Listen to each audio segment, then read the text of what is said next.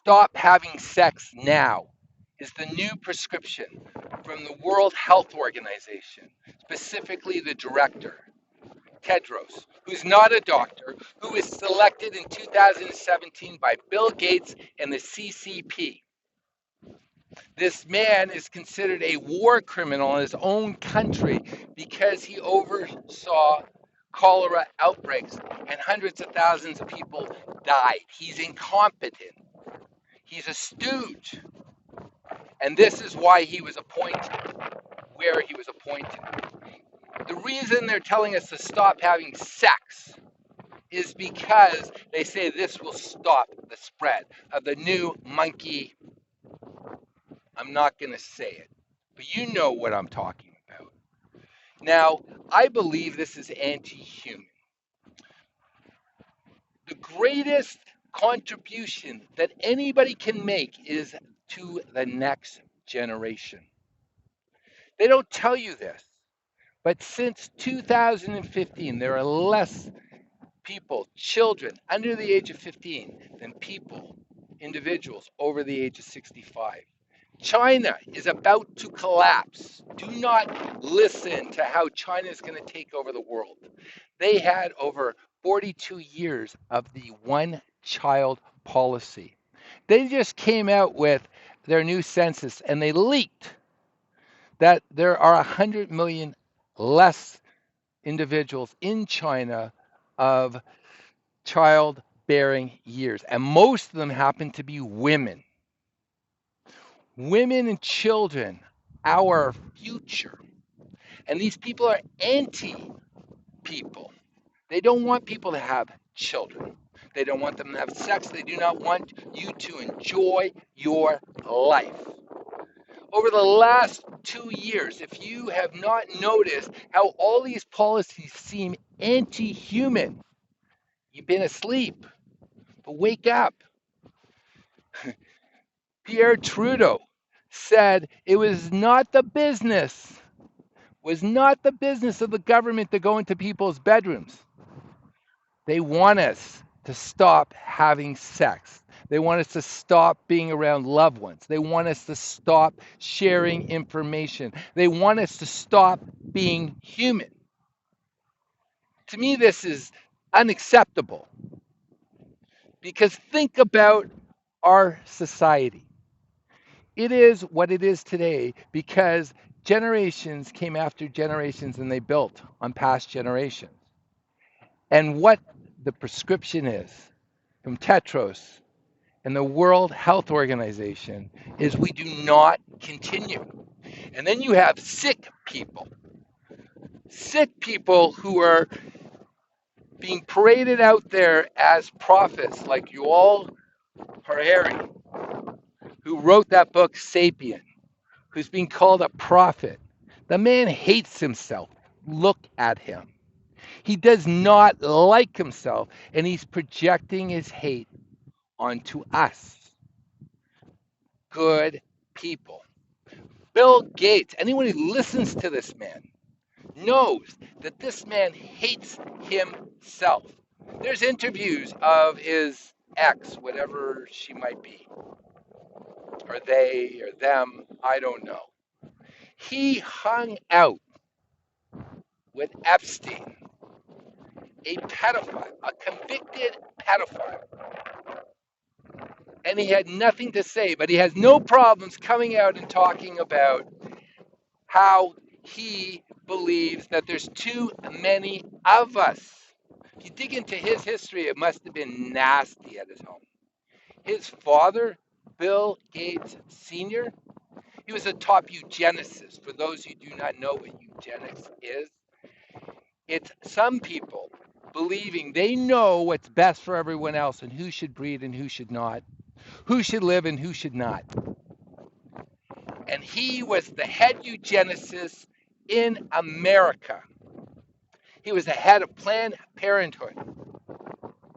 He took over from Margaret Sanger, a hateful person. She hated people. You know what Planned Parenthood was called before World War II? It was called the Negro Project. the Negro Project. Margaret Sanger wanted to get rid of blacks, Italians, Slavs, Jews. She didn't believe they had a place on this planet. Well, it wasn't popular after the atrocities were discovered that the Nazis perpetrated on the Jews and millions of other people. So she changed the name to Planned Parenthood. Doublespeak. That's a term that comes from 1984, George Orwell, saying they tell us the opposite. It's opposite from life. And right now we're told the social distance, to wear a muzzle on our face, and to not interact with our loved ones when they're dying and they're sick, and also to not have a basic need fulfilled, and that's sex. And I know sex feels good, but the benefits of sex are for society because each and every one of us, each and every one of you, and also me, are a product of a successful encounter. And that is providing people who are contributing to society. And since these lockdowns, the population in the world, the birth rate has collapsed. And there's also things that are happening since they're finding that 48% of the people who were participating in studies with one of the drug companies that did not want its findings released for 75 years had miscarriages. 48% of women who menstruate had severe problems. That's an indication. When there's something wrong with women, they will bleed. When there's something wrong with you, you cough. You get rid of it through your body fluids. This is natural. There's an attack on humanity. Now you're wondering, you're listening to this, and you're most likely seeing it on a business social media site.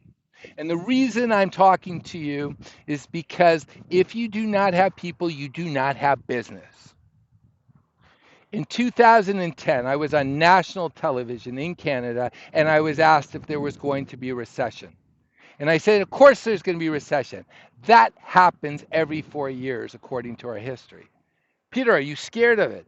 And I looked at the host and I said, no, because humans trade with other human beings.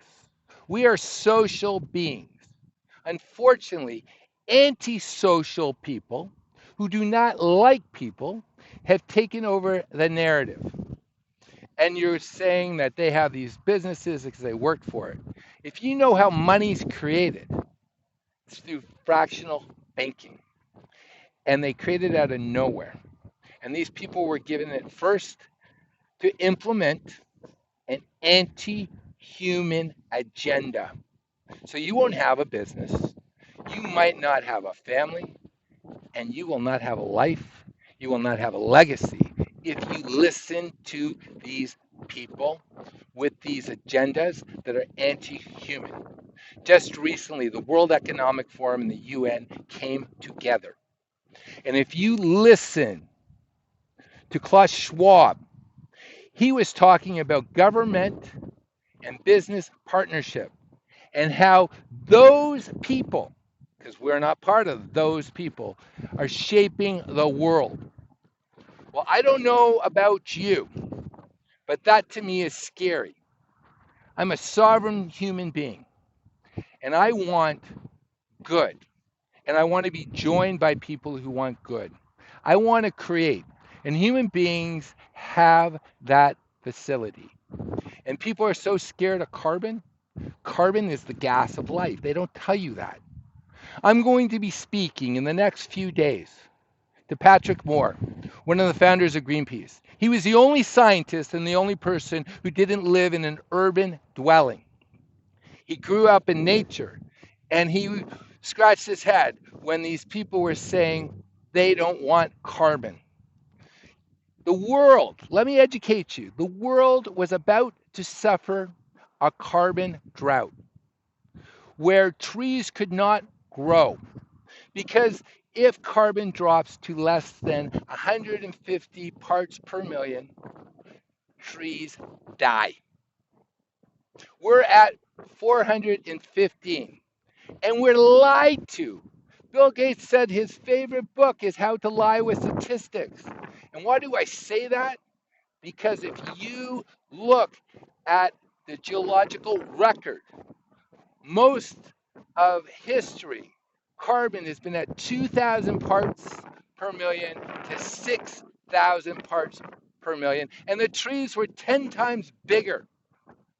When they have greenhouses, they pump in about 1,200 parts per million, and they do that because they grow faster. Cows, if you let them graze, they will turn desert back into an oasis. It's a fact. It's there. You know, the worst citizen is an uneducated citizen. Don't take my word for it. Do your own research. Don't listen to people who are telling you to do anti-human things.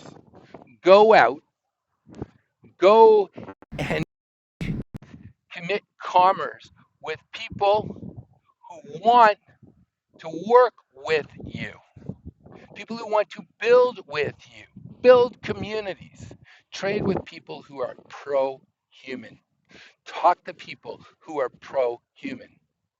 Having knowledge isn't enough.